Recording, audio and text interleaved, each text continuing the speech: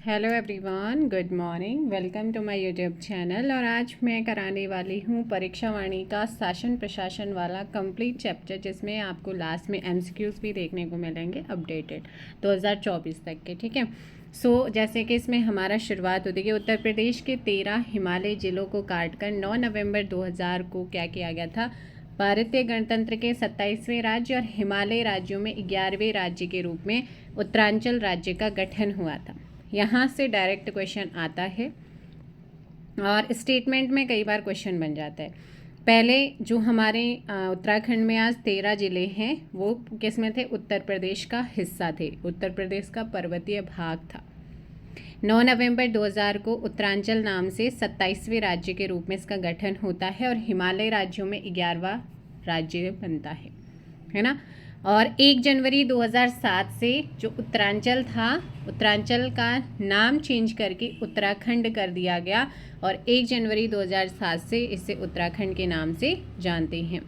गठन के बाद सन 2001 में प्रदेश सरकार द्वारा राज्य के लिए जिन प्रतीक चिन्हों का निर्धारण किया गया है, उनका संक्षिप्त वर्णन अधोलिखित है। चाहे राज्य हो, चाहे केंद्र शासित प्रदेश हो, चाहे देश हो, उसके अपने क्या होते हैं? प्रतीक चिन्ह होते हैं, है ना। और उन प्रतीक चिन्हों में हमारे उत्तराखंड राज्य सरकार के प्रतीक चिन्हों को कब निर्धारित किया गया? 2001 में निर्धारित किया गया। यहाँ से क्वेश्चन इस तरीके से आता है। राज्य चिन्ह शासकीय कार्यों के लिए स्वीकृत राज्य चिन्ह में उत्तराखंड के भौगोलिक स्वरूप की झलक मिलती है। मतलब जो ये उत्तराखंड का स्टेट सिंबल है, राज्य चिन्ह, वो सब भी जो भी डॉक्यूमेंट्स होते हैं उन सभी में यूज़ किया जाता है ना। यहाँ पर भौगोलिक स्वरूप की झलक देखने को मिलती है इस राज्य के चिन्ह में। इस चिन्ह में एक गोलाकार मुद्रा में 3 पर्वत चोटियों की श्रृंखला और उसके नीचे गंगा की 4 लहरों को दर्शाया गया है। बीच में स्थित चोटी अन्य चोटियों से क्या है? ऊंची है। उनके बीच में अशोक का लाट अंकित है और अशोक के लाट के नीचे मुंडकोप उपनिषद से लिया गया वाक्य सत्यमेव जयते लिखा गया है। ये हो गया है राज के चिन्ह।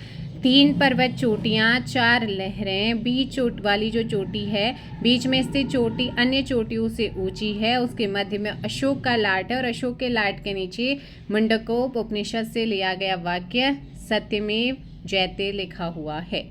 और ये राजकीय चिन्ह जो होता है, ये उत्तराखंड के जितने भी डॉक्यूमेंट्स होते हैं उनमें यूज़ होता है। अब आते हैं राज्य पुष्प।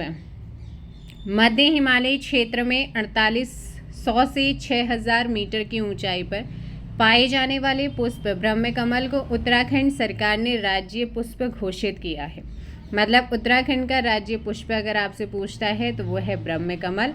ये किस कुल का पौधा है? एस्टेरेसी कुल का पौधा है। इसका वैज्ञानिक नाम सोसूरिया अब वेलेटा है। उत्तराखंड में इसकी टोटल 24 प्रजातियां और पूरे विश्व में 210 प्रजातियां पाई जाती हैं। सोसूरिया ग्रामीनी फोलिया फेनकमल, सोसूरिया लप्पा, सोसूरिया सिमेसोनिया एंड सोसूरिया ग्रासोफिवेरा, कस्तूरा कमल जिसको बोला जाता है। उत्तराखंड में पाई जाने वाली इसकी प्रमुख प्रजातियां हैं ब्रह्मकमल, फेनकमल, कस्तूरा कमल के पुष्प बैंगनी रंग के होते हैं। उत्तराखंड के फूलों की घाटी, केदारनाथ, शिवलिंग बेस, पिंडारी ग्लेशियर, यहाँ पर इस क्षेत्र में क्या होता है? ये पुष्प बहुत ज़्यादा मात्रा में पाए जाते हैं। सबसे ज़्यादा फूलों की घाटी, केदारनाथ, शिवलिंग बेस, पिंडारी ग्लेशियर। और बहुत इंपॉर्टेंट यहाँ से जो पॉइंट निकल गया है, इसे स्थानीय भाषा में कौल पद्म कहते हैं। इस पुष्प का उल्लेख वेदों में भी मिलता है। महाभारत की वन पर्व बहुत ही महत्वपूर्ण है, में इसे सौगंधित पुष्प कहा गया है। पौराणिक मान्यता के अनुसार इस पुष्प को केदारनाथ स्थित भगवान शिव को अर्पित करने के बाद विशेष प्रसाद के रूप में बांटा जाता है।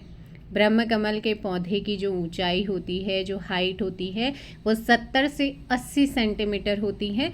इसमें जुलाई से सितंबर तक मात्र 3 माह तक फूल खिलते हैं। बैंगनी रंग का इसका जो पुष्प टहनियों में नहीं बल्कि पीले पत्तियों से निकले कमल पात में पुष्प गुच्छ के रूप में खिलता है। जिस समय इसके फूल खिलते हैं उस समय वहाँ का पूरा वातावरण सुगंध से भर जाता है, ऐसा माना जाता है। इसके बाद राज्य पक्षी क्या है? मोनाल।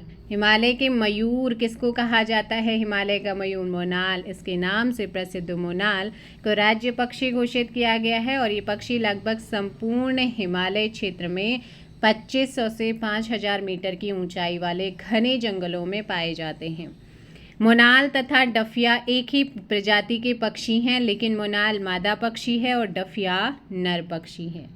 हिमाचल प्रदेश का राज्य पक्षी भी है मोनाल। नेपाल का राष्ट्रीय पक्षी है क्या है? मोनाल है। और उत्तराखंड का क्या है? राज्य पक्षी है। अगर मैं बात करूं कि मोनाल जो है, मोनाल मुनियाल, इसे मनियाल या मुनियाल के नाम से स्थानीय भाषा में बोला जाता है। मोनाल का वैज्ञानिक नाम लोफोफोरा सिम्पीजेनस है। इपेलस, स्केलेट्री, ल्यूरी और ल्यूफोफोरस एंस आदि इसकी क्या हैं? 4 मुख्य प्रजातियां हैं। उत्तराखंड, कश्मीर, असम, नेपाल में स्थानीय भाषा में इस पक्षी को मनियाल या मोनाल के नाम से जानते हैं। नीले, काले, हरे आदि रंगों के मिश्रण वाले इस पक्षी की पूंछ हरी होती है। मोर की तरह इसके नर के सिर पर रंगीन क्या होती है? रंगीन कलगी होती है। ये पक्षी अपना घोंसला नहीं बनाती हैं, बल्कि अपना किसी चट्टान या पेड़ के छिद्र में अंडे देती हैं। वनस्पति, कीड़े मकोड़े, आलू इनका प्रिय भोजन है ना। मोनाल के प्रिय भोजन है, इनमें सबसे प्रिय क्या है? आलू है और आलू की फसल को यह बहुत नुकसान पहुंचाते हैं। मांस और खाल के लिए मोनाल का शिकार अधिक होता है, जिससे इनकी संख्या दिनों दिन घट रही है। हिमालयन मोनाल को IUCN की रेड श्रेणी में, अभी आगे क्वेश्चन जब हम करेंगे आपको स्टेटमेंट में मिलेंगे, इसमें रखा गया है। लाल सूची में IUCN की से शामिल किया गया है। अब आते हैं राज्य पशु। उत्तराखंड सरकार ने वनाच्छादित हिमशिखरों पर 3600 से 4400 मीटर की ऊंचाई के मध्य पाए जाने वाले कस्तूरी मृग को राज्य पशु घोषित किया है। अवैध शिकार के कारण विलुप्त होने के कगार पर पहुंच रहे हैं। इस प्रजाति के मृग राज्य के केदारनाथ, फूलों की घाटी, उत्तरकाशी, पिथौरागढ़ जनपद की 2 से 5000 मीटर की ऊंचाई पर स्थित जंगलों में पाए जाते हैं। यहाँ इस मृग की 4 प्रजातियाँ पाई जाती हैं। कस्तूरी मृग उत्तराखंड के अलावा कश्मीर, हिमाचल प्रदेश, सिक्किम आदि राज्यों में भी पाया जाता है। इस मृग का वैज्ञानिक नाम मास्कस काइसोगास्टर है। इसे हिमालयन मस्क डियर के नाम से भी जाना जाता है। इस मृग का रंग भूरा होता है, जिस पर काले पीले धब्बे पाए जाते हैं। इसके एक पैर में 4 खुर होते हैं। नर मृग की पूंछ छोटी और बाल रहित होती है। इनकी ऊंचाई लगभग 20 इंच और वजन 10 से 20 kg होती है। इनकी घ्राण और श्रवण शक्ति बहुत तेज होती है। आत्मरक्षा के लिए इनमें सिंग के बजाय 2 बड़े बड़े दांत पाए जाते हैं, जो बाहर की ओर निकले होते हैं, और इनकी औसत आयु लगभग 20 वर्ष होती है। मादा मृग की गर्भधारण अवधि 6 माह होती है और एक बार में प्राय एक ही मृग का जन्म होता है। कस्तूरी केवल नर मृग में जो कस्तूरी निकलती है ना, सिर्फ केवल और केवल नर में पाई जाती है, जिसका निर्माण 1 वर्ष से अधिक आयु के मृग के जननांग के समीप स्थित ग्रंथि से स्रावित द्रव के नाभि के पास एक गांठनुमा थैली में एकत्र होने से होता है। इसी गांठ का ऑपरेशन कर गाढ़े द्रव के रूप में कस्तूरी प्राप्त किया जाता है। इस मृग से एक बार में सामान्यतः 30 से 45 ग्राम तक कस्तूरी प्राप्त की जाती है। इससे 3-3 वर्ष के अंतराल पर क्या होती है? कस्तूरी प्राप्त की जा सकती है। कस्तूरी एक जटिल प्राकृतिक रसायन है, केमिकल, जिसमें अद्वितीय सुगंध होती है। इसका उपयोग सुगंधित सामग्रियों के अलावा दमा, निमोनिया, हृदय रोग, टाइफाइड, मिर्गी, बांका यूरिस आदि रोगों के निदान हेतु औषधि निर्माण में किया जाता है। कस्तूरी की मांग एवं मूल्य अधिक होने के कारण इनका अवैध शिकार अधिक हो रहा है। इससे इनकी संख्या और लिंग अनुपात में तेजी से गिरावट आ रही। 1972 में तत्कालीन उत्तर प्रदेश सरकार द्वारा चमोली के केदारनाथ वन्यजीव प्रभाग के अंदर 75.20 वर्ग किलोमीटर क्षेत्र में कस्तूरी मृग विहार स्थापित कर इनके संरक्षण के लिए महत्वपूर्ण कदम उठाया था। 1977 में मेहरुड़ी कस्तूरी मृग अनुसंधान केंद्र गठित किया गया और 1986 में पिथौरागढ़ में अस्कोट अभ्यारण्य गठित किया गया। कब गठित हुआ, कहाँ गठित हुआ, क्या गठित हुआ है, ये ध्यान रखना है। यहाँ से क्वेश्चन आते हैं कई बार PYQ अगर आप उठाएंगे। मेहरुड़ी कस्तूरी मृग कहाँ है, कमेंट करो फटाफट से। अभी आपने BS ने भी कंप्लीट किया है, उसमें चीज़ों को बताया गया है। 1977 में गठित हुआ। 1986 में पिथौरागढ़ में अस्कोट अभ्यारण्य गठित हुआ। कहाँ हुआ, कब हुआ, ये सारी चीज़ें आती हैं। 1982 में चमोली जिले के कांचुला खर्क में कस्तूरी मृग प्रजनन और संरक्षण केंद्र की स्थापना की गई। उत्तराखंड की वन्यजीव गणना 2008 के अनुसार राज्य में कस्तूरी मृगों की संख्या 376 थी, जिसमें से 258 संरक्षित क्षेत्रों में थे। राज्य वृक्ष क्या है? राज्य वृक्ष बुरांस है। बसंत के मौसम में अपने रंग बिरंगे फूलों से उत्तराखंड के प्राकृतिक सौंदर्य को और अधिक निखार देने वाले सदाबहार वृक्ष बुरांस को राज्य वृक्ष घोषित किया गया। इसका वानस्पतिक नाम रोडोडेंड्रोन अर्बोरियम है। यह विशुद्ध रूप से एक पर्वतीय वृक्ष है जिसे मैदान में नहीं उगाया जा सकता है। 1500 से 4000 मीटर की ऊंचाई तक मिलने वाले बुरांस के फूलों का रंग चटक लाल, इससे ऊपर बढ़ने पर फूलों का रंग क्रमशः गहरा लाल और हल्का लाल मिलता है। 11000 फुट की ऊंचाई पर सफ़ेद रंग के बुरांस पाए जाते हैं। बुरांस का फूल मकर संक्रांति के बाद गर्मी बढ़ने के साथ धीरे धीरे खिलना शुरू होता है और बैसाखी तक पूरा खिल जाता है। इसके बाद गर्मी के बढ़ जाने के कारण इसके फूल सूख कर गिरने लगते हैं। औषधीय गुणों से युक्त बुरांस के फूलों का जूस हृदय रोग के लिए क्या है? बहुत लाभकारी है। इसके फूलों से रंग भी बनाया जाता है। एक बार यहाँ पर भी चीज़ों को नोट करके देख लेते हैं, फिर आते हैं, पहले बुरांस को कंप्लीट करते हैं, फिर शासन प्रशासन पे। बुरांस वृक्षों की ऊंचाई 20 से 25 फीट होती है। इसकी लकड़ी बहुत मुलायम होती है। इसका अधिकतर उपयोग ईंधन के रूप में किया जाता है। इसके पत्ते मोटे होते हैं जिनसे खाद बनाई जाती है। बुरांस के अवैध कटान के कारण वन अधिनियम 1974 में से संरक्षित वृक्ष घोषित किया गया, लेकिन इसके बाद भी बुरांस वृक्ष का संरक्षण नहीं हो पा रहा। अब शासन प्रशासन से पहले मैं आप लोगों को यहाँ पर ना कुछ पॉइंट फैक्ट इन्होंने दिए हुए हैं कि इनको भी जानो। तो पहले यहाँ पर मैं शुरुआत कर रही हूँ कि गोरखाओं को पराजित करने के बाद 1815 में अंग्रेजों ने अलकनंदा से पश्चिम के क्षेत्र यानी कि टिहरी रियासत को टिहरी नरेश सुदर्शन शाह को सौंप दिया और अलकनंदा से पूर्व के क्षेत्र जो था वो ब्रिटिश गढ़वाल को अपने अधिकार में लेकर कुमाऊं कमिश्नरी मुख्यालय जो श्रीनगर था उसका अंग बना लिया, जबकि देहरादून, चकराता आदि क्षेत्रों को सहारनपुर जिले में शामिल कर दिया गया। इस प्रकार अंग्रेजी शासन के आरंभ में उत्तराखंड केवल 2 राजनीतिक प्रशासनिक इकाइयों यानी कि कुमाऊं कमिश्नरी और टिहरी रियासत में गठित था। 1839-40 में ब्रिटिश गढ़वाल का मुख्यालय श्रीनगर से हटाकर पौड़ी लाया गया। ये एग्जाम्स में आए हुए क्वेश्चन हैं और पूछे जाते हैं। और 1840 में पौड़ी गढ़वाल नामक नए जिले का गठन किया गया। 1854-55 में कुमाऊं मंडल का मुख्यालय नैनीताल में लाया गया। 1871 में देहरादून को एक जिले के रूप में गठित कर मेरठ मंडल में शामिल किया। ये पूछे जाते हैं कि कब देहरादून जिले को एक जिले के रूप में गठित कर मेरठ मंडल में शामिल किया गया। 1891 में कुमाऊं कमिश्नरी के तहत अल्मोड़ा और नैनीताल नामक 2 जिलों का गठन यहाँ पर होता है। उसके बाद स्वतंत्रता के बाद 1 अगस्त 1949 के पूर्व तक कुमाऊं मंडल में केवल 3 पौड़ी, अल्मोड़ा, नैनीताल जिले शामिल थे और 1 अगस्त 1949 को टिहरी रियासत की भारत संघ में विलय के बाद इसको कुमाऊं मंडल के चौथे जिले के रूप में क्या किया गया? शामिल किया गया। 1960 में टिहरी जिले से उत्तरकाशी, पौड़ी जिले से चमोली व अल्मोड़ा जिले से पिथौरागढ़ नामक नए जिले, टिहरी से उत्तरकाशी, पौड़ी जिले से चमोली, अल्मोड़ा से पिथौरागढ़ नामक नए जिले बनाए गए। 1969 में गढ़वाल मंडल गठित कर पौड़ी में मंडल मुख्यालय बनाया गया और टिहरी, पौड़ी, चमोली, उत्तरकाशी को कुमाऊं मंडल से निकालकर इसके अधीन रखा गया।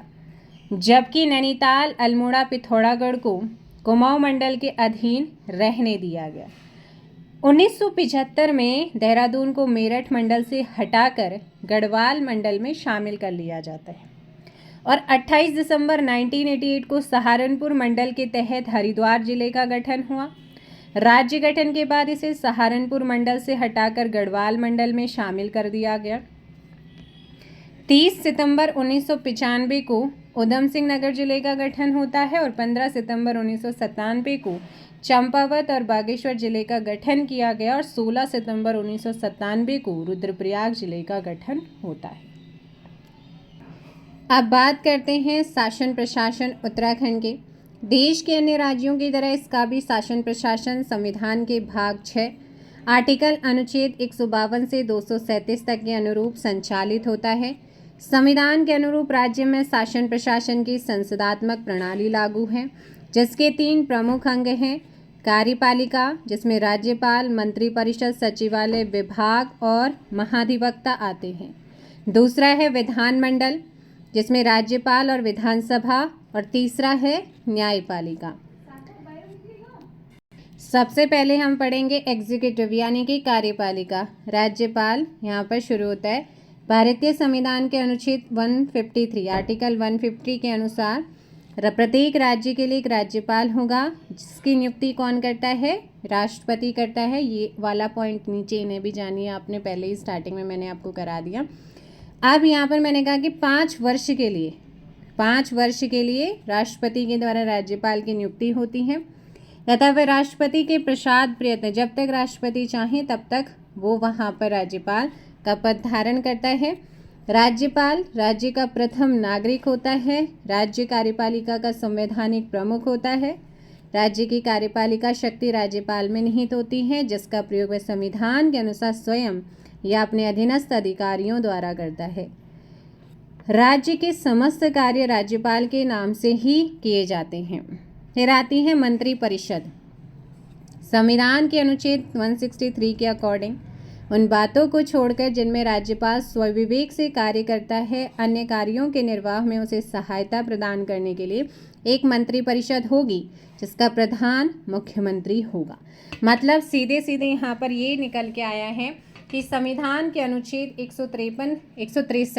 163 के अनुसार राज्यपाल को सलाह देने के लिए एक मंत्रिपरिषद होती है, जिसका प्रधान सीएम होता है।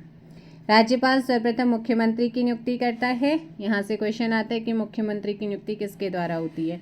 उसकी सलाह पर अन्य मंत्रियों को अपॉइंट करता है। आर्टिकल 164 में प्रोविजन है। संविधान के अनुसूची 3 के अनुसार राज्यपाल सभी मंत्रियों को पद एवं गोपनीयता की शपथ दिलाते हैं। मंत्रिपरिषद के सदस्य राज्यपाल के प्रसाद प्रयत्न ही अपना पद धारण करते हैं। राज्य मंत्रिपरिषद अनेक प्रशासनिक, विधायी तथा वित्तीय कार्य करती है। यही मंत्रिपरिषद राज्य में वास्तविक कार्यपालिका का कार्य करती है। मंत्रिपरिषद ही विधानमंडल की पथ प्रदर्शक तथा शासन की धुरी है। यह एक विचारशील और नीति निर्णायक निकाय है। यह वह कड़ी है जो शासन के कार्यपालिका अंग को व्यवस्थापिका से जोड़ती है। फिर आते हैं मुख्यमंत्री। राज्य का कार्यपालिका का वास्तविक प्रधान मुख्यमंत्री होता है। वह राज्य का शासन का कप्तान होता है और मंत्रिमंडल में उसकी विशिष्ट स्थिति होती है। उसके कार्यों एवं दायित्वों की दृष्टि से उसे प्रधानमंत्री का लघु रूप कहा जा सकता है। पुष्कर सिंह धामी उत्तराखंड के 12वें मुख्यमंत्री हैं। और सचिवालय की अगर बात करते हैं, राज्य की वास्तविक कार्यपालिका मंत्रिपरिषद के सदस्य जनप्रतिनिधि होते हैं, अतः वे प्रशासन की गुणताओं से अवगत होते हैं। यह आवश्यक नहीं है कि वो उससे अवगत हो, इसलिए आवश्यक प्रशासनिक सहायता परामर्श के लिए मुख्य सचिव के नेतृत्व में एक विशुद्ध प्रशासनिक निकाय का गठन किया गया, जिसे राज्य का सचिवालय कहा जाता है। सचिवालय के प्रशासनिक अध्यक्ष को मुख्य सचिव और प्रत्येक विभागों के सचिव को शासन सचिव, वह प्राय IAS का वरिष्ठ एवं अनुभवी सदस्य होता है। सचिवालय राज्य प्रशासन के पर्यवेक्षण, निर्देशन, नियंत्रण का कार्य करता है। सरकारी नीति रचना हेतु आवश्यक सामग्री एकत्रित करता है। उसका विश्लेषण कर मंत्रिपरिषद के सम्मुख प्रस्तुत कर सचिवालय का कर्तव्य। राज्य प्रशासन में मुख्य सचिव का पद प्रशासनिक पद सोपान में सर्वाधिक महत्वपूर्ण है और राज्य में जो स्थान और कार्य मुख्य सचिव का है, केंद्र में वही स्थान और कार्य कैबिनेट सचिव का होता है। मुख्य सचिव राज्य प्रशासन की धुरी है।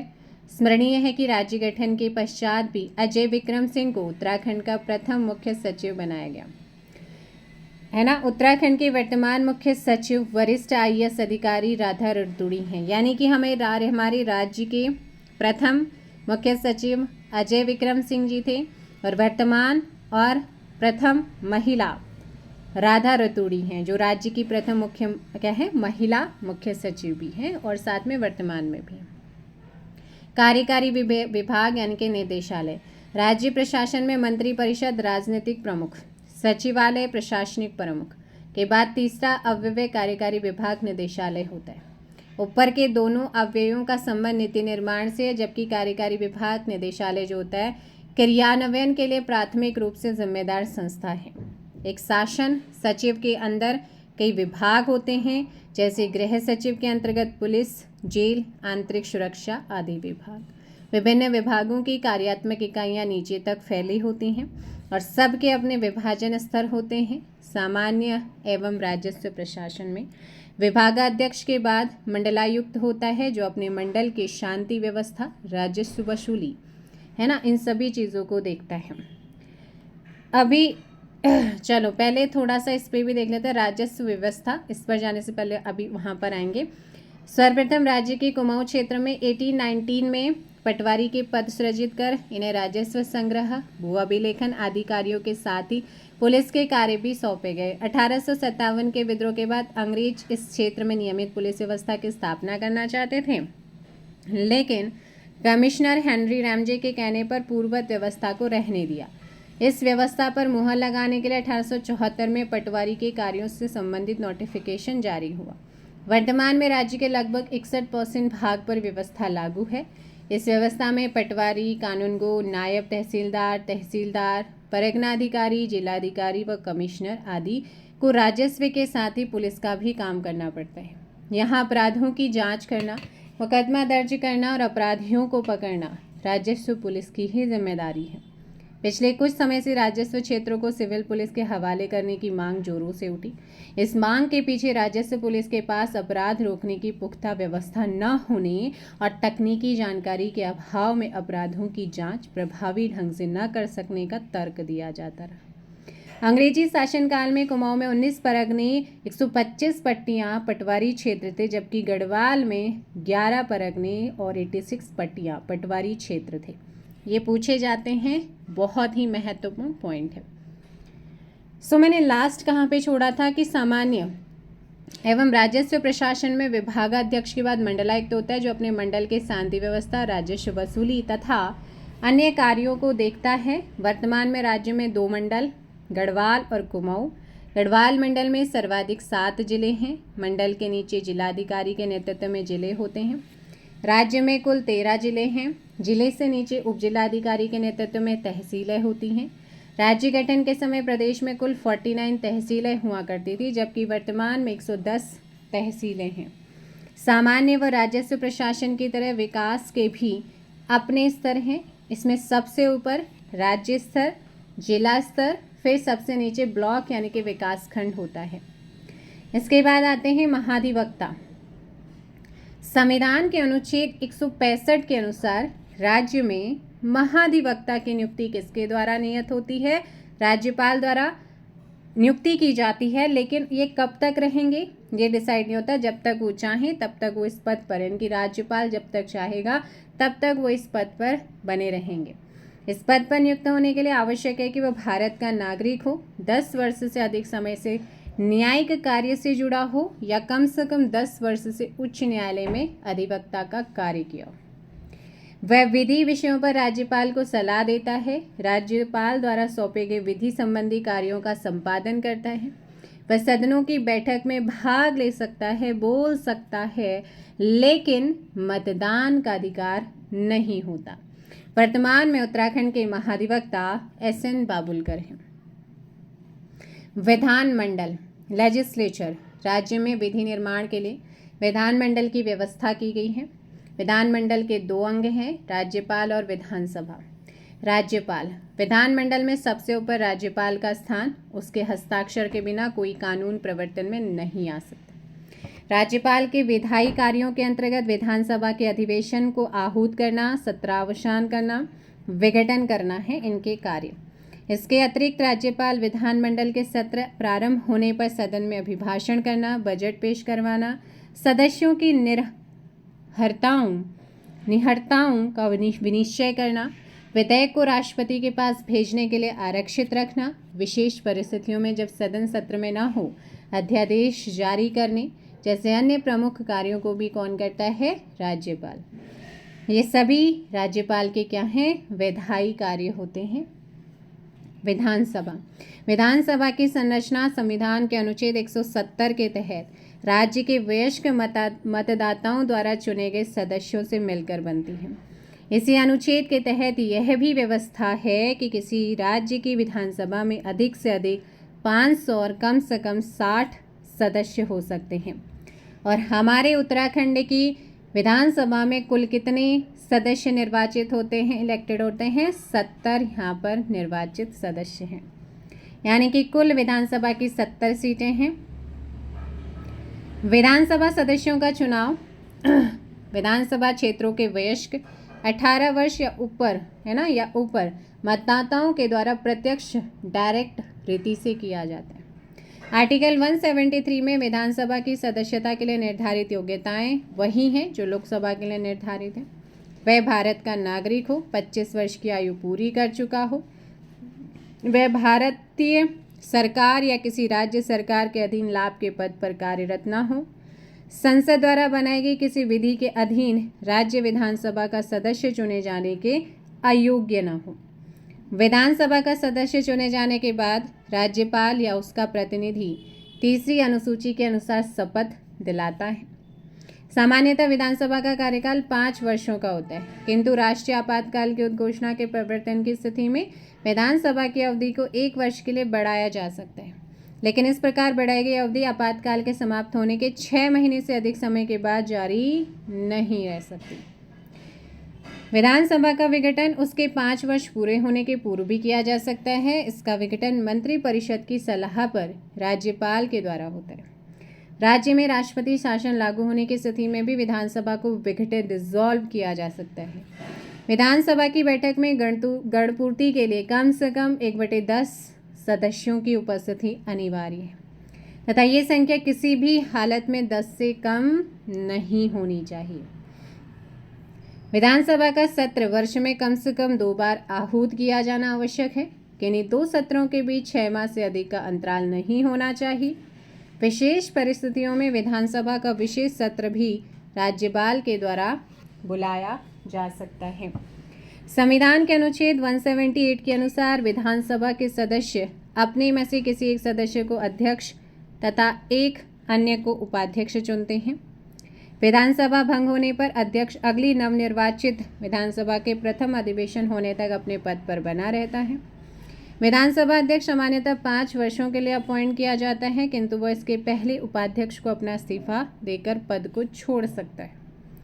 यदि अध्यक्ष विधानसभा का सदस्य नहीं रहे तो भी उसे अध्यक्ष पद त्यागना पड़ता है। इसके अलावा विधानसभा के तत्कालीन सदस्यों के बहुमत के प्रस्ताव के द्वारा भी अध्यक्ष को अपदस्थ किया जा सकता है, परंतु ऐसा प्रस्ताव पेश करने से पूर्व अध्यक्ष को 14 दिन पूर्व सूचना देना अनिवार्य है। जब अध्यक्ष के विरुद्ध प्रस्ताव प्रस्तुत हो तो अध्यक्ष उस बैठक की अध्यक्षता नहीं करता, परंतु उसमें भाग लेने और मत देने का पूर्ण अधिकारी होता है। विधानसभा का अध्यक्ष वही कार्य करता है जो लोकसभा का अध्यक्ष करता है। विधानसभा सदस्यों की संख्या। गठन से पूर्व राज्य में विधानसभा की कुल 22 तथा विधान परिषद की 9 सीटें थीं। गठन के उपरांत 5 नवंबर 2001 को संपन्न परिसीमन के बाद विधानसभा सीटों की संख्या 70 हो जाती है। फरवरी 2008 में पुनः क्षेत्र परिसीमन किया गया। राज्य की विधानसभा की कुल 70 सीटों में से आरक्षित सीट जो है 15 है। 15 में से 13 SC के लिए है, 2 आपकी ST के लिए है। अनुसूचित जनजाति के लिए आरक्षित सीट यानी कि एसटी के लिए जो सीट रिजर्व है वो है चक्राता देहरादून की और दूसरी है नानकमत्ता उधम सिंह नगर। अंतरिम विधानसभा से भी कई क्वेश्चन आते हैं। उत्तर प्रदेश पुनर्गठन विधेयक 2000 में उत्तराखंड के अंतरिम विधानसभा हेतु 31 विधायकों की व्यवस्था की गई थी। इन 31 विधायकों में से 22 सदस्य 1996 में उत्तर प्रदेश विधानसभा के लिए चुने गए थे, जबकि 9 उत्तर प्रदेश विधान परिषद के सदस्य थे। अंतरिम विधानसभा के गठन से ठीक पहले विधान परिषद के 9 सदस्यों में से एक सदस्य का कार्यकाल समाप्त हो जाने के कारण गठन के समय विधान परिषद के सदस्यों की संख्या 8 रह जाती है। अतः अंतरिम विधानसभा का गठन 30 विधायकों से किया गया। भाजपा का बहुमत होने के कारण 9 नवंबर 2000 को उसी के नेतृत्व में अंतरिम सरकार का गठन हुआ। राज्यपाल सुरजीत सिंह बरनाला पहले राज्यपाल और नित्यानंद स्वामी उत्तराखंड के पहले मुख्यमंत्री, प्रथम और वैसे भी मुख्यमंत्री बनते हैं, शपथ लेते हैं। अंतरिम मंत्री परिषद में मुख्यमंत्री सहित 9 कैबिनेट मंत्री और 4 राज्य मंत्री भी थे। अंतरिम विधानसभा के कुल 30 विधायकों में से 23 भाजपा के, 3 सपा के, 2 बसपा व कांग्रेस के थे। गठन के ठीक बाद सपा के एक विधायक मुन्ना सिंह चौधरी के पार्टी छोड़कर उत्तराखंड जनवादी पार्टी का गठन कर लेने के कारण सपा विधायकों की संख्या 2 रह जाती है। विपक्ष के तीनों दलों के बराबर होने के कारण अंतरिम विधानसभा में कोई प्रतिपक्ष का नेता नहीं बन पाया।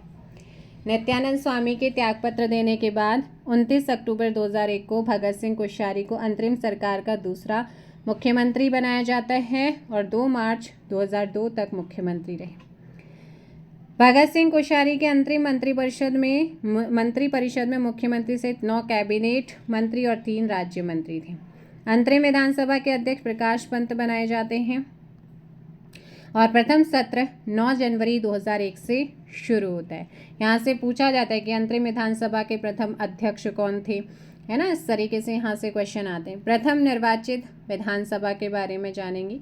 राज्य में प्रथम विधानसभा चुनाव बहुत ही महत्वपूर्ण है, 14 फरवरी 2002 को हुआ।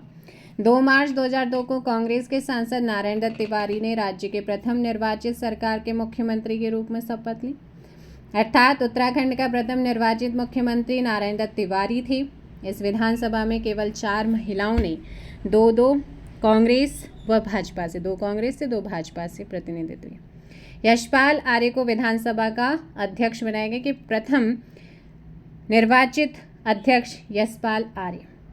दूसरी निर्वाचित विधानसभा 21 फरवरी 2007 को संपन्न हुआ चुनाव।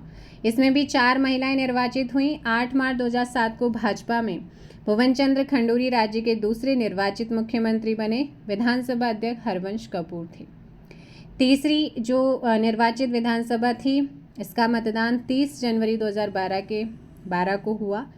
इस बार 5 महिलाएं चुनाव जीती। कांग्रेस के गोविंद सिंह कुंजवाल को विधानसभा अध्यक्ष चुना जाता है। 13 मार्च 2012 को कांग्रेस सांसद विजय बहुगुणा राज्य के 7वें मुख्यमंत्री बने, लेकिन आंतरिक कलह के कारण 31 जनवरी 2014 को श्री बहुगुणा के इस्तीफा देने के बाद 1 फरवरी 2014 से श्री हरीश रावत राज्य के 8वें मुख्यमंत्री बने। चौथी विधानसभा राज्य में चतुर्थ विधानसभा के लिए चुनाव 15 फरवरी व 9 मार्च 2017 को हुए। चुनाव परिणाम 11 मार्च 2017 को आए। पूर्व की तरह इस बार भी 5 महिलाएं, 3 भाजपा से 2 कांग्रेस से चुनी। 18 मार्च 2017 को खैरागढ़ पौड़ी के त्रिवेंद्र सिंह रावत को प्रदेश के 9वें मुख्यमंत्री के रूप में शपथ दिलाई गई। मुख्यमंत्री के साथ 9 यानी कि 7 कैबिनेट, 2 स्वतंत्र प्रभार राज्य मंत्रियों को भी शपथ दिलाई गई। 22 मार्च 2017 को प्रेमचंद्र अग्रवाल को विधानसभा का अध्यक्ष बनाया जाता है। 5वीं में आने से पहले ये वाला देखिएगा, समान नागरिक संहिता। उत्तराखंड सरकार ने मई 2022 को राज्य में बहुचर्चित समान नागरिक संहिता यूनिफॉर्म सिविल कोड को प्रवर्तित करने के लिए 5 सदस्यीय मसौदा समिति के गठन की घोषणा की। सुप्रीम कोर्ट की सेवानिवृत्त न्यायाधीश रंजना देसाई इस समिति की अध्यक्ष थी। समिति के अन्य सदस्यों में प्रमोद कोहली सेवानिवृत्त न्यायाधीश दिल्ली उच्च न्यायालय, पूर्व मुख्य सचिव शत्रुघ्न सिन्हा और डॉक्टर सुरेखा डंगवाल दोनों विश्वविद्यालय की कुलपति, मनु गौड़ सामाजिक कार्यकर्ता शामिल थे। इस समिति का कार्यकाल 6 महीने निर्धारित है। तो यहाँ से पूछा जा सकता है कि कितने सदस्यों की मसौदा समिति गठित की गई, कौन उसमें अध्यक्ष था, है ना, कितने महीने के लिए निर्धारित हुई और कब ये कमेटी बनी थी। उसके बाद आते हैं 5वीं निर्वाचित विधानसभा, जिसके चुनाव 14 फरवरी 2022 को संपन्न हुए। निर्वाचन आयोग द्वारा 10 मार्च 2022 को चुनाव परिणामों की घोषणा हुई। राज्य की कुल 70 विधानसभा सीटों में भाजपा को 47, कांग्रेस को 19, बसपा को 2, अन्य को 2 सीटें प्राप्त हुई। भारतीय जनता पार्टी की लगातार दूसरी बार पूर्ण बहुमत से जीत हुई। 23 मार्च 2022 को 45 वर्षीय पुष्कर सिंह धामी को राज्यपाल लेफ्टिनेंट जनरल गुरमीत सिंह ने उत्तराखंड के 12वें मुख्यमंत्री के रूप में शपथ दिलाई। उल्लेखनीय है कि इस बार सर्वाधिक 8 महिलाएं निर्वाचित हुई, जिसमें भाजपा से 6, कांग्रेस की 2 महिलाएं। 26 मार्च 2022 को कोटद्वार विधानसभा क्षेत्र की विधायक रितु खंडूरी को राज्य की पहली महिला विधानसभा अध्यक्ष के रूप में सर्वसम्मति से चुना गया और वर्तमान में भी यही है। समितियां देख लीजिएगा, विधानसभा के पास इतना समय और सुविधाएं नहीं होती हैं कि वह प्रत्येक मामले पर गहनता से विचार कर सके, अतः इसमें विभिन्न प्रयोजनों के लिए समितियां बनाने की व्यवस्थाएं हैं। ये समितियां अपने विषयों पर गहनता से विचार करती हैं। प्रमुख समितियां जैसे प्रत्यायोजित विधि निर्माण समिति, आश्वासन समिति, लोकलेखा समिति, निगम समिति, विशेषाधिकार समिति, याचिका समिति और आवास समिति। नेता विरोधी दल क्या है? राज्य विधानसभा में द्वितीय सबसे बड़ी पार्टी होती है जो कि सरकार में सम्मिलित न होकर नेता को विरोधी दल नेता के रूप में मान्यता देते हुए राज्य के कैबिनेट स्तर के मंत्री के समान सुविधाएं प्रदान की जाती हैं। उन्हें एक पृथक कार्यालय, वेतन, भत्ता, सुसज्जित आवास आदि निःशुल्क सुविधाएं प्रदान की जाती हैं। इसके अतिरिक्त उन्हें वाहन भत्ता, कार्यालय हेतु अपेक्षित कर्मचारियों की सुविधाएं भी दी जाती हैं। सचिवालय, राज्य विधानसभा का अपना सचिवालय है। इसकी कार्यप्रणाली राज्य सरकार के अन्य सचिवालयों और सचिवों से पूर्णतः स्वतंत्र है।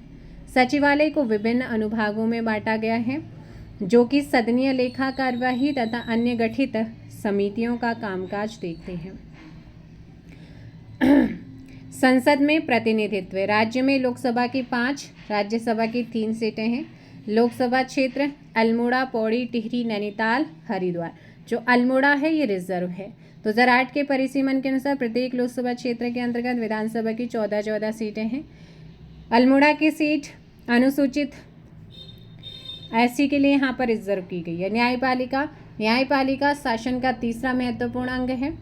इसका मुख्य कार्य विधि की व्याख्या करना, विधायिका एवं कार्यपालिका पर वहाँ तक नियंत्रण स्थापित करती है जहाँ तक ये निकाय विधान और संविधान से परे जाकर कार्य करने लगता है। न्यायपालिका को नागरिकों के अधिकारों का रक्षक, संविधान का सजग प्रहरी कहा जाता है। प्रदेश में न्याय प्रशासन के शीर्ष पर एक उच्च न्यायालय है। उच्च न्यायालय के नियंत्रण में अनेक अधीनस्थ न्यायालय हैं, यथा जिला न्यायालय, पारिवारिक न्यायालय, राज्य विधिक सेवा प्राधिकरण और विधिक सेवा समितियाँ। सबसे पहले बात करेंगे हाई कोर्ट की। उच्च न्यायालय संविधान के अनुच्छेद 214 के तहत प्रत्येक राज्य के लिए एक उच्च न्यायालय का प्रावधान किया गया। उत्तर प्रदेश पुनर्गठन अधिनियम 2000 के भाग 4 में नवगठित उत्तराखंड राज्य हेतु उच्च न्यायालय का प्रावधान है, जिसके तहत 9 नवंबर 2000 को नैनीताल में देश का 18वां हाई कोर्ट एस्टैब्लिश होता है। अनुच्छेद 127 के अंतर्गत उच्च न्यायालय को राज्य के अन्य न्यायालयों और न्यायाधिकारियों के अधीक्षण का पूरा अधिकार है। वर्तमान में राज्य उच्च न्यायालय में न्यायाधीशों के स्वीकृत पदों की कुल संख्या 11 है। राज्य उच्च न्यायालय के प्रथम मुख्य न्यायाधीश न्यायमूर्ति अशोक अभयंकर देसाई, बहुत ही महत्वपूर्ण ए देसाई भी कई बार लिखा आता है, पहले रजिस्ट्रार GCM रावत थे। मुकदमों के शीघ्र निपटारे हेतु PIB के अनुसार अक्टूबर 2024 तक राज्य में कुल 28 फास्ट ट्रैक कोर्ट्स स्टैब्लिश की गई हैं, जिसमें से मात्र 4 क्रियाशील अवस्था में। राज्य में लोक अदालतों की व्यवस्था भी की गई है जो लोगों को निःशुल्क कानूनी सहायता प्रदान करती है। लोक अदालतों की व्यवस्था व संचालन के लिए सरकार ने उत्तराखंड कानूनी सहायता एवं परामर्श बोर्ड की स्थापना की है। राज्य के विभिन्न जिलों में बोर्ड की इकाइयों का भी गठन किया गया, जिन्हें जिला कानूनी सहायता व परामर्श समिति कहा जाता है। इसके बाद उच्च न्यायालय भवन, नैनीताल के जिस भवन में उच्च न्यायालय स्थित है वह भवन 100 वर्ष से अधिक पुराना। सन 1900 में लेफ्टिनेंट गवर्नर सर संटोनी मैकडोनाल्ड ने इसका निर्माण गॉथिक शैली में कराया। बीच में कुछ समय के लिए इसमें ब्रांसडेल स्कूल भी था। आगे चलकर उत्तर प्रदेश सरकार ने नैनीताल को 1962 से ग्रीष्मकालीन राजधानी बनाया, तो इसका उपयोग सचिवालय भवन के रूप में किया गया। इस भवन का RAF के अवकाश शिविर मुख्यालय के रूप में भी उपयोग हुआ। नैनीताल से ग्रीष्मकालीन राजधानी हटने के बाद इसमें कई सरकारी कार्यालय थे। प्रदेश के पंचायती राज कानून के अंतर्गत न्याय पंचायतों का भी गठन किया गया है, जो कुछ मामलों में 500 रुपये तक के मामलों की क्या कर सकते हैं, सुनवाई। मार्च 2017 में उत्तराखंड उच्च न्यायालय के न्यायाधीश राजीव शर्मा एवं आलोक सिंह की पीठ ने गंगा यमुना नदियों को जीवित संस्थाएं घोषित किया। उन्हें मनुष्यों के समान अधिकार, कर्तव्य और दायित्व प्रदान किया है।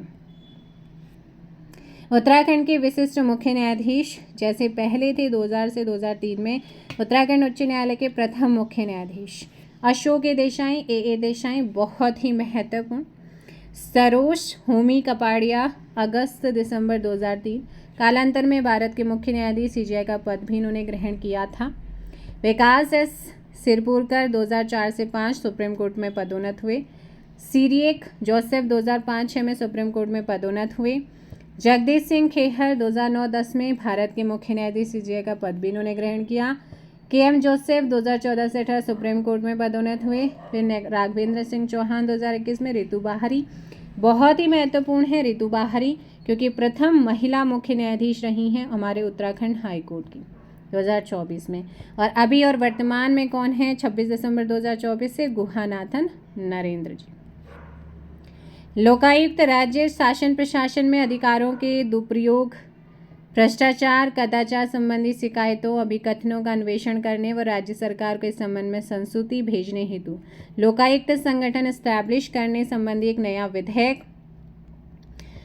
जो है वो राज्य विधानसभा द्वारा 1 नवंबर 2011 को पारित किया गया।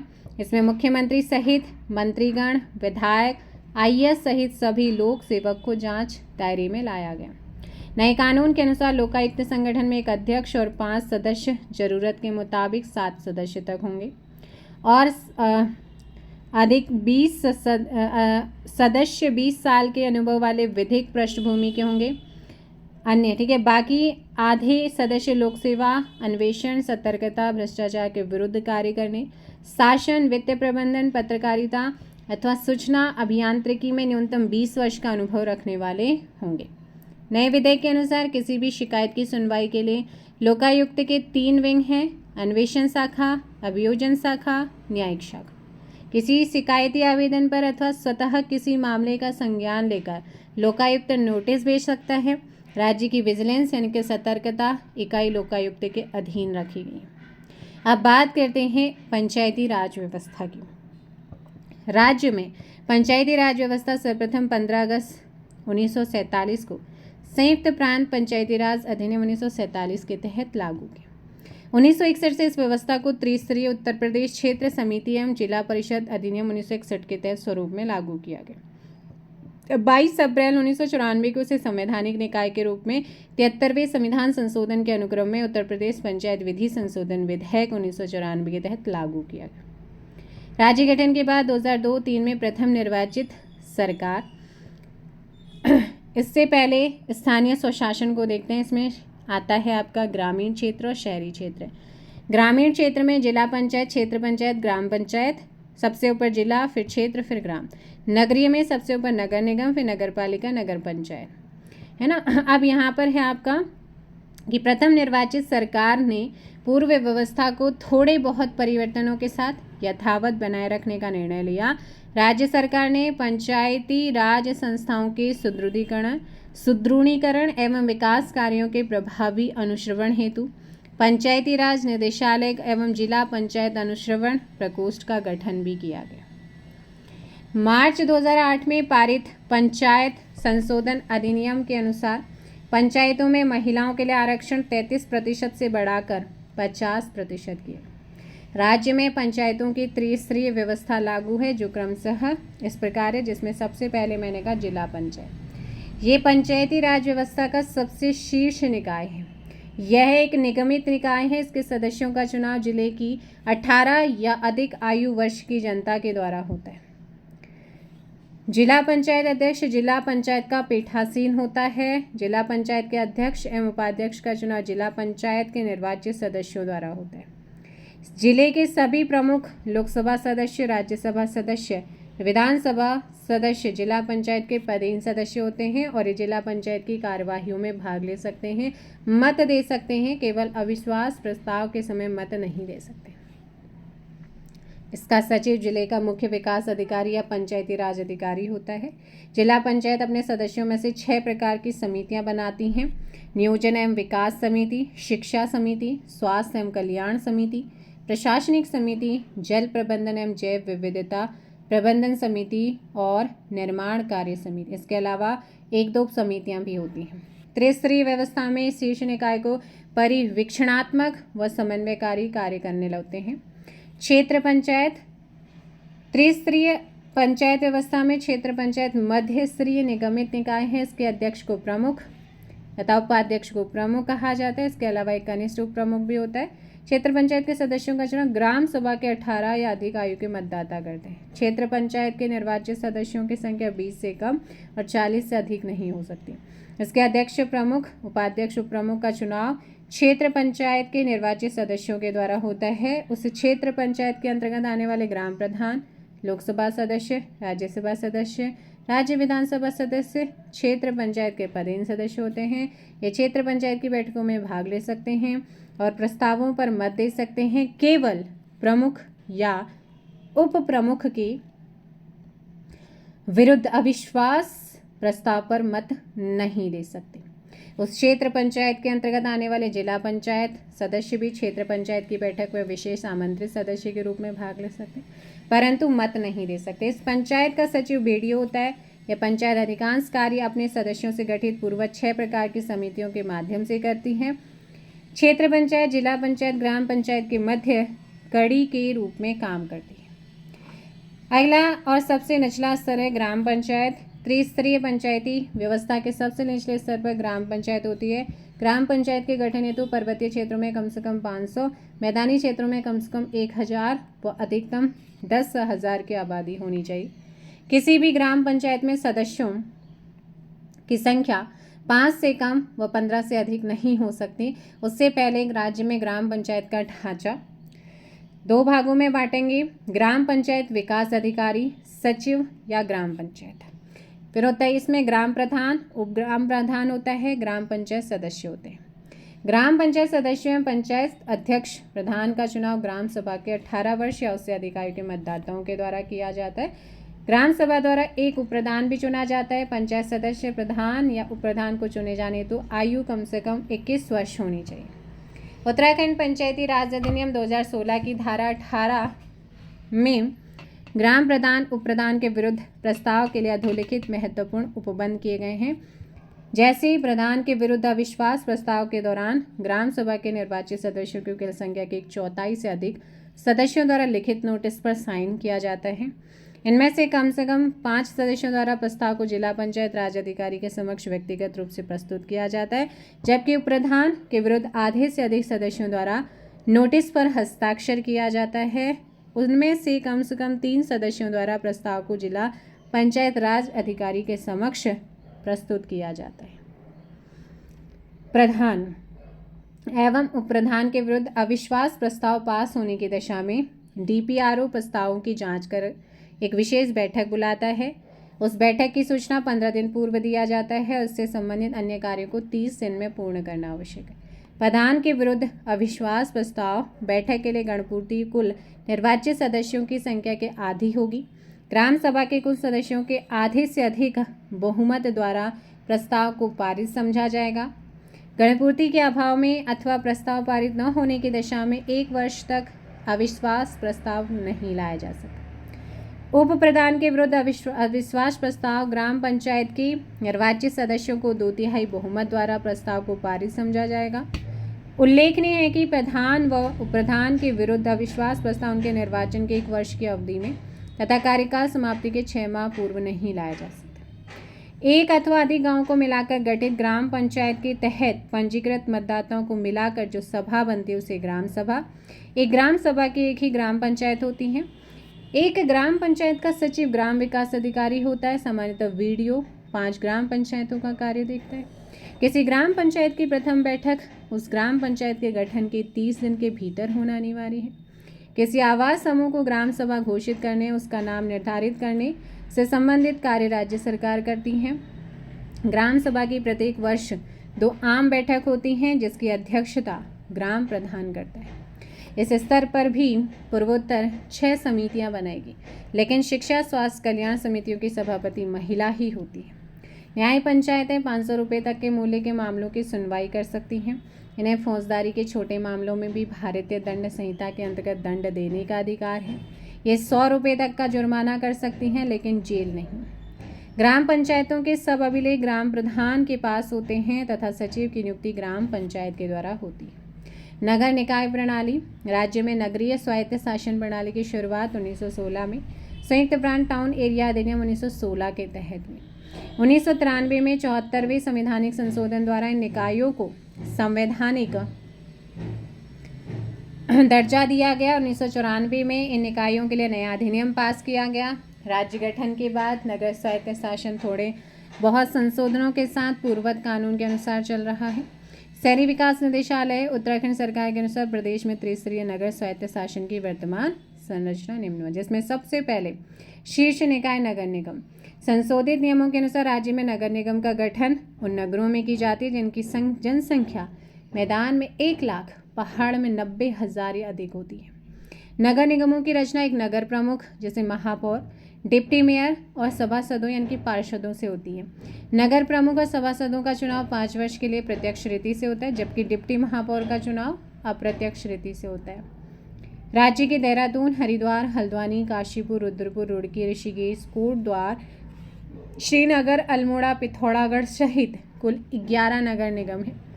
इसमें से श्रीनगर विशुद्ध रूप से पर्वतीय क्षेत्र बहुत ही महत्वपूर्ण स्थित एकमात्र नगर निगम है। नगर पालिका परिषद।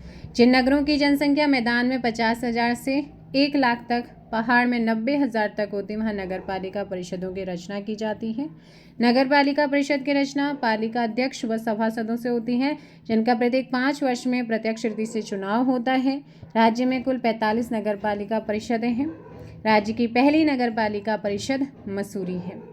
नगर पंचायत। जिन नगरों कस्बों की जनसंख्या 5,000 से 50,000 तक होती है, वहाँ नगर पंचायतों का गठन किया जाता है। नगर पंचायत की रचना नगर पंचायत अध्यक्ष सभासदों से होती है, जिनका प्रत्येक 5वें वर्ष प्रत्यक्ष रीति से चुनाव होता है।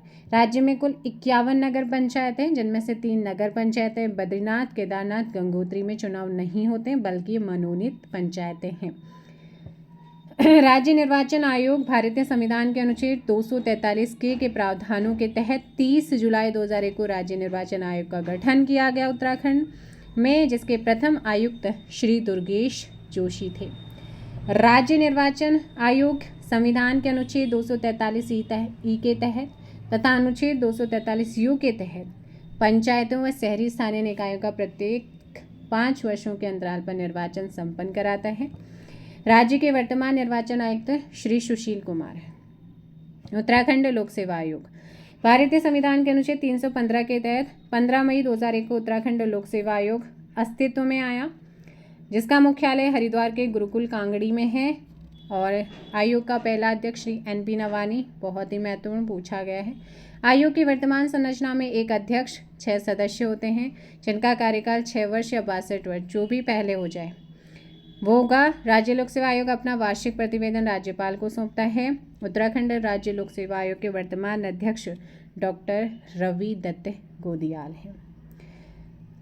विगत वर्षों में आए हुए प्रश्नों के उत्तर देख लेते हैं। निम्न पक्षों में से कौन सा उत्तराखंड का राज्य पक्षी है?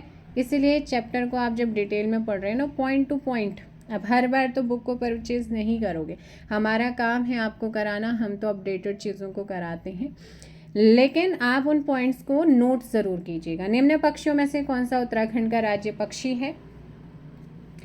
ऑप्शन सी मोनाल। अस्कोट वन्यजीव अभ्यारण्य किस जनपद में है? आपको बताया था पिथौरागढ़। राज्य पक्षी मोनाल का प्रिय आहार क्या है? क्योंकि ज़्यादा टाइम मैं लूँगी ही नहीं, क्योंकि आपको ऑलरेडी करा चुके हैं। आलू। उत्तराखंड में कांचुला खर्क भी हमने जाना था, कांचुला खर्क क्या है? तो एक कस्तूरी मृग संरक्षण और प्रजनन केंद्र है। राज्य पुष्प ब्रह्मकमल की उत्तराखंड में कितनी प्रजातियां पाई जाती हैं? पूरे विश्व में 210 हैं, तो उत्तराखंड में उनके नाम भी बताए थे। ऑप्शन सी यहाँ पर 24 प्रजाति हैं। राज्य वृक्ष बुरांस में फूल लगने का सही समय भी बताया था। क्या होता है सही समय? ऑप्शन सी फरवरी से अप्रैल। राज्य में कुल कितने जिले हैं? बहुत बेसिक क्वेश्चन, कई बार एग्जाम्स में आ जाता है। सो ऑप्शन सी हो जाएगा 13। निम्न में से कौन विधानसभा सीट अनुसूचित जनजाति के लिए आरक्षित है, यानी कि आपका एसटी के लिए? 13 तो सीटें हैं, टोटल 15 है, 15 में से 13 हैं एससी के लिए, और एसटी के लिए 2 महत्वपूर्ण हैं। एक है चक्राता देहरादून की, दूसरी है आपका नानक मत्ता उधम सिंह नगर। ऑप्शन 8 का बी हो जाएगा। नीचे 2 वक्तव्य दिए गए। उत्तरांचल राज्य की विधायिका में कुल 70 सदस्य हैं। क्या ये सही कथन है? बताइएगा, क्या ये कथन सही है? बिल्कुल सही है। कारण है राज्य में द्विसदनीय।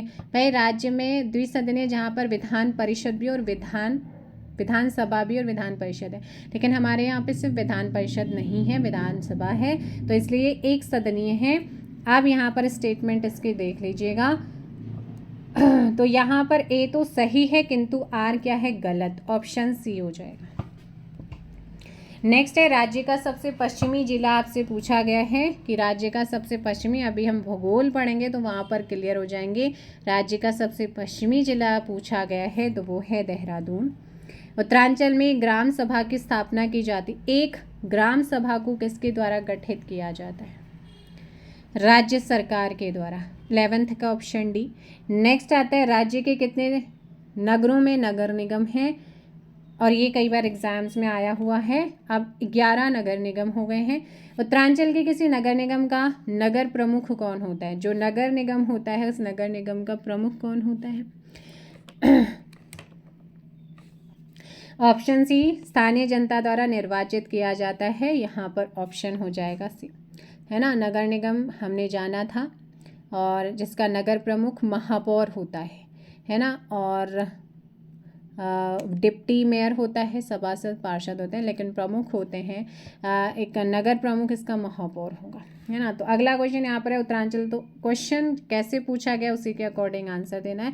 उत्तरांचल राज्य की स्थायी राजधानी के लिए स्थान चयन हेतु राज्य सरकार द्वारा कौन सा आयोग बनाया गया था? महत्वपूर्ण है। तो ये आयोग जो बनाया गया था वो कौन सा आयोग था? कोई बताएगा जल्दी से? 14th का ऑप्शन हो जाएगा सी, दीक्षित आयोग बनाया गया था। राज्य कार्यपालिका का वास्तविक प्रधान कौन होता है? मुख्यमंत्री होता है। राज्य कार्यपालिका का वास्तविक प्रधान कौन होता है? मंत्रिपरिषद। मंत्रिपरिषद का प्रमुख होता है मुख्यमंत्री, तो मुख्यमंत्री हो जाएगा। नेक्स्ट क्वेश्चन है उत्तरांचल राज्य में महिलाओं के लिए सभी श्रेणी की सेवाओं में कितने प्रतिशत क्षैतिज आरक्षण का प्रावधान किया गया है? बताइएगा। 30%। उत्तराखंड भारत का कौन सा राज्य है? हिमालय राज्यों में 11वां है। गणतंत्र भारत का 27वें राज्य के रूप में गठित हुआ है। राज्य के उच्च न्यायालय में मुख्य न्यायाधीशों सहित न्यायाधीशों की कुल संख्या पूछी गई। 11। 18th का ऑप्शन डी। निम्न में से कौन गढ़वाल मंडल में नहीं आता है? बागेश्वर कुमाऊं मंडल में आता है। उत्तराखंड के प्रथम मुख्यमंत्री पूछा गया। अंतरिम सरकार के और वैसे भी प्रथम। सो ये थे नित्यानंद स्वामी। निर्वाचित आता तो एनडी तिवारी, नारायण दत्त तिवारी लगाते। पंचायती राज संशोधन अधिनियम 2008 के अंतर्गत पंचायतों में महिलाओं के आरक्षण की सीमा क्या है? 50%। मोनाल पक्षी किस ऊंचाई तक मिलते हैं? 8,000 से 20,000 फीट। ऑप्शन डी हो जाएगा। ब्रह्मकमल किस देवता को चढ़ाया जाता है? भगवान शिव को। नेक्स्ट है 2011 में राज्य में सृजित नया विभाग कौन सा था? 2011 में राज्य में एक नया विभाग गठित किया गया था, और वो विभाग था सुराज भ्रष्टाचार मूलन जनसेवा। ऑप्शन से हो जाएगा। राज्य विधानसभा की पहली उपाध्यक्ष विजया बर्थवाल। नेक्स्ट क्वेश्चन आता है उत्तराखंड की द्वितीय राजभाषा संस्कृत है, पहली हिंदी है। नेक्स्ट यहाँ पर क्वेश्चन आता है आप लोगों का 27वां क्वेश्चन है, सुमेलित करना है। हवालबा ये विकास खंड है और जिला यहाँ पर दिया गया है विकास खंड। अभी देखो मैंने पहला चैप्टर जो जहाँ पर मिसलेनियस लाइन वन लाइनर है वो मैंने कराया नहीं है, तो ये सारी चीज़ें आपकी उसमें कवर हो जाएंगी, डोंट वरी, उसको भी कराऊंगी। लेंदी जाएगा तो मैंने सोचा पहले जो छोटे छोटे आपके चैप्टर हैं उससे कम जो छोटे चैप्टर हैं उनको निपटाया जाए। विकास खंड और जिला, तो हवालबाग की अगर बात करते हैं, हवालबाग का जो विकास खंड है वो किस जिले में आता है? सो ये अल्मोड़ा में आ जाएगा, डुंडा उत्तरकाशी में आ जाएगा, ओखलकांटा, नैनीताल, खानापुर, हरिद्वार का आ जाएगा। तो ऑप्शंस यहाँ पे देख लीजिएगा कौन कौन सा हो जाएगा। ऑप्शन सी हो जाएगा 27 का सी। नेक्स्ट, उत्तराखंड के सर्वाधिक और सबसे कम क्षेत्रफल वाले जिले, अभी ज्योग्राफी नहीं करी है। सर्वाधिक क्षेत्रफल है किसका? चमोली का। और सबसे कम कौन सा है? Champawat, option B. क्षेत्रफल के घटते क्रम के आधार पर राज्य के निम्न जनपदों में सही कौन सा है? अब देखो यहाँ पर चमोली, फिर उत्तरकाशी, फिर पिथौरागढ़, फिर पौड़ी, फिर नैनीताल, यानी कि ऑप्शन सी आ जाएगा। राज्य की कुल 5 लोकसभा सीटों में कितनी एससी के लिए रिजर्व है? तो 1 सीट है, बताया था अल्मोड़ा। राज्य सेवा में एससी एसटी ओबीसी को आरक्षण प्रदान किया गया है। एससी को 19%, एसटी को 4% और ओबीसी को 14%। सो यहाँ पर 31 का क्या हो जाएगा? ए करेक्ट होगा। राज्य सेवा में स्वतंत्रता संग्राम सेनानियों व राज्य आंदोलनकारियों को आरक्षण दिया गया है कितना? 2% और 10%। राज्य में भूतपूर्व सैनिकों व खिलाड़ियों को आरक्षण कितना प्रतिशत दिया गया है? भूतपूर्व सैनिक और खिलाड़ियों को 5% और 4% का। ऑप्शन हो जाएगा सी। नेक्स्ट क्वेश्चन है, रुद्रप्रयाग, चंपावत, बागेश्वर जिलों का गठन कब हुआ है? सृजन कब हुआ है? कब सृजित किए गए हैं? 1997, ऑप्शन सी। नेक्स्ट क्वेश्चन आता है, किस जिले में सर्वाधिक गांव है? सर्वाधिक गांव पौड़ी। गढ़वाल मंडल का मुख्यालय कहाँ पर है? पौड़ी। राज्य में प्रथम निर्वाचित विधानसभा का गठन किया गया था कब?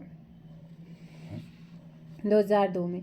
निम्न जिलों व तहसीलों में कौन सुमेलित नहीं है? मोरी, उत्तरकाशी, ऑप्शन सी हो जाएगा। नेक्स्ट क्वेश्चन आता है 39, निम्न जिलों में ब्लॉकों में सुमेलित नहीं है। Options B. निम्न जिलों में सर्वाधिक क्षेत्रफल वाला जिला कौन सा है? हरिद्वार। निम्न में उत्तराखंड की पहली महिला राज्यपाल कौन थी? वैसे इनका क्रम चौथा था, लेकिन Shrimati Margaret Alva. BS Negi आपको कंप्लीट कराया है, वहाँ पर चीज़ें कराई हैं। राज्य लोक सेवा आयोग अपने कार्यों की वार्षिक रिपोर्ट किसको सौंपता है? राज्य के राज्यपाल को अपनी रिपोर्ट सौंपेगा। Option C. उत्तराखंड मंत्रिपरिषद में अधिकतम मंत्री कितने हो सकते हैं? 12, ऑप्शन बी। नेक्स्ट क्वेश्चन है यहाँ पर 44, उत्तराखंड विधानसभा में अनुसूचित जनजाति के लिए कितनी सीटें रिजर्व हैं? 2। उत्तराखंड राज्य का राजकीय पुष्प क्या है? ब्रह्मकमल। उत्तराखंड के प्रथम पुलिस महानिदेशक कौन थे? 46, अशोककांत शरण। नेक्स्ट आता है यहाँ पर 47, उत्तरांचल का नाम उत्तराखंड कब किया गया? 1 जनवरी 2007। मोनाल किस राज्य का राज्य पक्षी है? 48, ऑप्शन डी, जम्मू कश्मीर और हिमाचल। नहीं, हिमाचल और उत्तराखंड आएगा। ऑप्शंस कौन सा हो जाएगा? बी एंड सी, यानी कि डी ऑप्शंस। 48 का डी। नेक्स्ट आता है, उत्तराखंड के प्रथम राज्यपाल कौन थे? सुरजीत सिंह बरनाला। उत्तराखंड में कितने विकास खंड हैं? 95 ब्लॉक। उत्तराखंड राज्य का राजकीय खेल क्या है? फुटबॉल। निम्न में से कौन सत्य नहीं है? उत्तराखंड का राज्य वृक्ष बुरांस है। उत्तराखंड का राज्य खेल फुटबॉल है। उत्तराखंड का राज्य पक्षी मोनाल है। उत्तराखंड राज्य का पशु कस्तूरी मृग है। सो 52 का ऑप्शन बी हो जाएगा, जो गलत है। नेक्स्ट है, उत्तराखंड राज्य में राज्यसभा के लिए कितनी सीटें हैं? Option C 3। उत्तराखंड का माननीय हाईकोर्ट उच्च न्यायालय कहाँ पर है? नैनीताल में। कुमाऊं मंडल के कितने जनपद गढ़वाल मंडल की सीमा को स्पर्श करते हैं? 4। नेक्स्ट आता है 47, उत्तराखंड के प्रथम मुख्य सचिव कौन थे? उत्तराखंड के प्रथम मुख्य सचिव, option C Ajay Vikram Singh. Next है लाल बहादुर शास्त्री राष्ट्रीय प्रशासनिक अकादमी कहाँ पर है? मसूरी में, लबासना। उत्तराखंड लोक सेवा आयोग के प्रथम अध्यक्ष कौन थे? श्री NP नवानी। कुमाऊं मंडल में कितने जिले हैं? 6। राज्य के लिए महाधिवक्ता की नियुक्ति कौन करता है? राज्य के लिए महाधिवक्ता की नियुक्ति किसके द्वारा होती है? राज्य के राज्यपाल। उत्तराखंड में नगर निगमों के मेयर का चुनाव कौन कराता है? प्रत्यक्ष रूप से जनता करती है। 62 का ऑप्शन सी हो जाएगा। नेक्स्ट क्वेश्चन है कौशिक कमेटी का गठन कब हुआ है? ऑप्शन ए वर्ष 1994 में कौशिक कमेटी का गठन। इन्हें भी जानो वाला जो पोर्शन था ना शासन प्रशासन को शुरू करने से पहले, वहाँ पर आपको बताया था। राज्य मंत्री परिषद में मुख्यमंत्री सहित अधिकतम मंत्री कितने हो सकते हैं? 12। उत्तराखंड में राष्ट्रपति शासन बहुत ही महत्वपूर्ण है, कब लागू हुआ था? ऑप्शन ए 27 मार्च 2016 को। उत्तराखंड के छठे राज्यपाल डॉक्टर कृष्णकांत पाल, ऑप्शन सी यहाँ पर पॉल। नेक्स्ट क्वेश्चन आता है राज्य की प्रथम निर्वाचित विधानसभा के अध्यक्ष, निर्वाचित के पूछा है। Option D Yashpal Arya. किस वर्ष नैनीताल को यूपी का ग्रीष्मकालीन राजधानी बनाया गया था? ऑप्शन डी 1962 में। निम्न में से कौन विधानसभा सीट अनुसूचित जनजाति के लिए आरक्षित है? नानकमत्ता और चक्राता। उत्तरांचल नाम परिवर्तन अधिनियम निम्नलिखित में से किस वर्ष में अस्तित्व में आया है? 2006 में, ऑप्शन सी। और 1 जनवरी 2007 से उत्तराखंड में। निम्न में से उत्तराखंड का वह कौन सा मुख्यमंत्री था जिसने विधानसभा में गैरसैंण को ग्रीष्मकालीन राजधानी बनाने की घोषणा करी थी? त्रिवेंद्र सिंह रावत। निम्न में से कौन उत्तराखंड का राजकीय वृक्ष है? बुरांस। उत्तराखंड राज्य की स्थिति को अस्तित्व में आए हैं 9/11/2000, ऑप्शन ए यहाँ पर सही होगा। अविभाजित उत्तर प्रदेश की विधानसभा में उत्तराखंड के लिए कुल कितनी सीटें थीं विधानसभा के लिए? Option C 22। केंद्र सरकार में उत्तराखंड के निम्न में से कौन वर्ष 2019 में मानव संसाधन विकास और शिक्षा मंत्री थे? रमेश पोखरियाल निशंक। उत्तराखंड राज्य निर्माण हेतु उत्तर प्रदेश पुनर्गठन अधिनियम राष्ट्रपति के द्वारा किस तिथि को हस्ताक्षरित किया गया था? 1 अगस्त 2000 को। नेक्स्ट आते हैं निम्न में से किस समिति ने गैरसैंण को उत्तराखंड की स्थायी राजधानी के रूप में अस्वीकार कर दिया था? दीक्षित आयोग ने। उत्तराखंड राज्य में महिलाओं को सरकारी सेवाओं में निम्न में से कितने प्रतिशत का आरक्षण प्रदान किया गया है? 30%। यमुना घाटी में स्वैच्छिक चकबंदी का प्रणेता कौन था? स्वर्गीय राजेंद्र सिंह रावत। निम्न में से किस स्थान पर उत्तराखंड जुडिशियल और लीगल अकादमी अवस्थित है? भवाली में है। नेक्स्ट है कौन सा कर ग्राम पंचायत के द्वारा लिया जाता है? स्थानीय कर, स्थानीय मेलों पर कर। उत्तराखंड के पंचायती राज में महिलाओं के आरक्षण को 50% कब किया? उससे पहले 33% था, उसके बाद 50% कब किया गया है? 2008 भुवन चंद्र खंडूरी के टाइम पे। नीचे 2 वक्तव्य दिए गए हैं, एक को कथन है तथा दूसरे को आर कारण है और सहायता से उत्तर चुनना है। तो उत्तराखंड के शहरी स्थानीय निकाय में 3 प्रकार की संस्थाएं शामिल हैं, अभी आपने देखा है ना? नगर निगम, नगर पालिका, नगर पंचायत। सो यहाँ पर आपका क्या ये सही है? कथन सही है, कथन तो यहाँ पर सही है। आगे बोल रहा है कि श्रीनगर उत्तराखंड के विशुद्ध पर्वतीय क्षेत्र में स्थित एकमात्र नगर निगम है। दोनों ही सही हैं, तो आइएगा यहाँ पर ऑप्शन चूज करते हैं, कौन सा होगा? 83। ऑप्शन ए क्या है? ए सही होगा। उत्तराखंड में पूर्णतः पर्वतीय क्षेत्र में स्थापित किया जाने वाला प्रथम नगर निगम श्रीनगर। उत्तराखंड की पहली महिला मुख्य सचिव किसे बनाया गया? राधा रतूड़ी जी को, जबकि आपने पढ़ा भी है। उत्तराखंड की पहली विधानसभा में महिला विधायकों की कितनी संख्या है? 4, कितनी है 4। 86 का ऑप्शन डी पहली पूछा है, वर्तमान पूछता तो 8। निम्न में से कौन उत्तराखंड उच्च न्यायालय में मुख्य न्यायाधीश नहीं रहे हैं? देखिए, विकास श्रीधर सिरपुरकर थे, आपने पढ़ा। जगदीश सिंह खेहर थे, राघवेंद्र सिंह चौहान है, पंकज पुरोहित आपने नहीं पढ़ा, बताया था ना, ऑप्शन डी। उत्तराखंड उच्च न्यायालय की प्रथम महिला मुख्य न्यायाधीश के रूप में किन्हें अपॉइंट किया गया था 2024 में? जस्टिस रितु बाहरी को, options B. And the last question है, उत्तराखंड राज्य में निम्नलिखित में से कौन सी लोकसभा सीट अनुसूचित जाति के लिए आरक्षित है? सो यहाँ पर हो जाएगा अल्मोड़ा।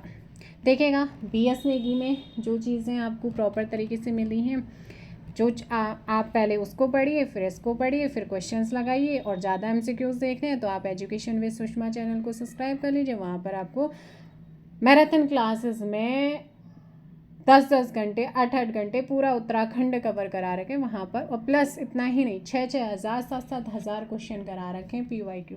तो आप वहाँ पर जा कर के उन्हें देख लीजिएगा। वीडियो को लाइक और शेयर करिए। किसी क्वेश्चन में कोई डाउट रहता है तो आप कमेंट कर सकते हैं। Thank you so much. जय हिंद, जय भारत, जय उत्तराखंड, जय देवभूमि।